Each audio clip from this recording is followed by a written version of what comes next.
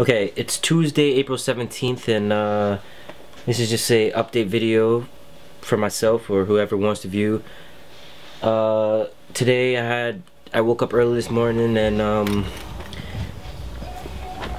I had these containers last year that a good friend of mine just was going to go in the trash, so I figured, hey, let me use those containers and I can grow food in it one day. And I filled up my whole garage with the containers, and I brought soil from this place that mulches down old trees, shrubs, and all organic matter, and it goes to this place and they make big piles of compost and they mulch it down, and they just sell it by the yard for really cheap. So I brought about a yard of soil and I filled up the containers with soil, and this morning I put about a handful of the azomite, the rock dust. If you've seen the last video, I talked about the rock dust. I don't really give a good explanation what it is, but I will in one of these videos one day.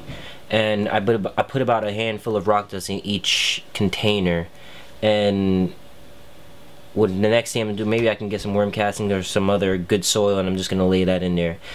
So I have the whole driveway basically filled with containers, and I plan on growing in the whole driveway. And against the fence in the driveway, I put up these sticks that I got from, because I wanted to build a greenhouse in my backyard, but I don't know if that's gonna happen. Maybe it will happen, and if it does, I'll film that too. And basically I'm building an upright trellis so I can grow melons. I'm just gonna get like nylon string and more videos, and they'll come back to that. I've also been getting into wild foraging, finding native plants around my area and trying to learn what plants are edible around my area. And I was hanging out with my friend Pete today, and we were just riding our bikes, and we came across a small patch of trees, and we came across a bunch of edible plants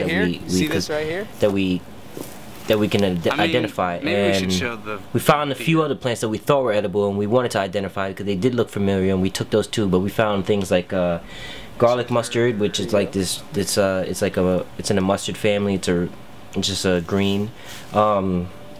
Dandelions. I'm sure you've seen dandelions in the field. They just have yellow flowers, and when you're a kid, you can blow those little seeds, you know. And then wintercress and chickweed, and those are a few other edibles that we just found today. And we made a meal. We sauteed them up, added some beans, and it actually came out pretty good. So what I will be teaching myself is learning how to forage wild edibles and trying to grow my own food. That's what I'm trying to do, is grow most of my own food, grow the healthiest organic food, and just educate myself more and more and more and more. And I'm just going to keep educating. That's how you say it, educating. I'm going to keep educating myself, and the more I learn and the more I grow, the more videos I'll make, and I'll just keep putting them out there. If you want to watch them, you can watch them. It's also for myself, so I can look back on. And I guess there's nothing left to say. I like plants. Yeah.